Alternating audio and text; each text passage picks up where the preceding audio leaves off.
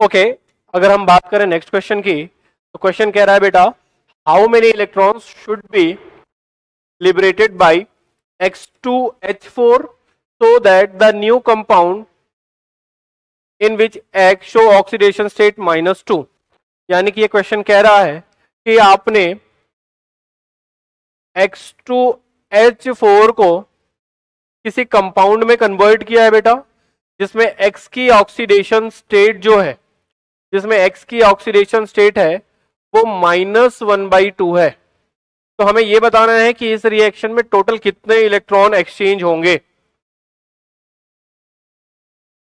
तो सपोज हमने इसके 1 मोल लिए हैं बेटा, और क्वेश्चन में दे रखा है कि X की En जो है वो H के कंपैरिजन में ज्यादा है, यानी कि नो डाउट अगर इसकी En H के कंपैरिजन में ज्यादा है तो इस पे निगेटिव का ऑक्सीडेशन स्टेट आएगा। 4 हाइड्रोजन के कारण अगर +4 का चार्ज आ रहा है कंपाउंड में, तो दो X एटम के कारण भी -4 का आना चाहिए। अगर 4 के कारण +4 का आ रहा है तो 2x के कारण -4 का आना चाहिए। यानी कि x मेथड से भी अगर आप इसका ऑक्सीडेशन स्टेट निकालना चाहें तो 2x + 4 = 0, यानी x की वैल्यू -2 आ जाएगी। यानी कि यहां पर तो इसकी ऑक्सीडेशन स्टेट -2 है, लेकिन नए कंपाउंड में इसकी ऑक्सीडेशन स्टेट -1/2 है, -1/2 है। और हम देख सकते हैं कि जो इसकी ऑक्सीडेशन स्टेट है वो बढ़ रही है, इसकी ऑक्सीडेशन स्टेट जो बढ़ रही है, यानी कि ये एक ऑक्सीडेशन की रिएक्शन है, ये एक ऑक्सीडेशन की रिएक्शन है। अब बेटा किसी भी रिएक्शन में जो नंबर ऑफ इलेक्ट्रॉन एक्सचेंज होते हैं,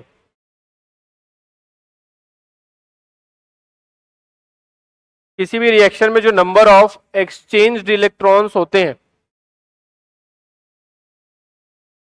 वो होते हैं n फैक्टर के इक्वल। अगर स्टोइकोमेट्रिक कोफिशिएंट 1 है तो वो n फैक्टर के इक्वल होंगे।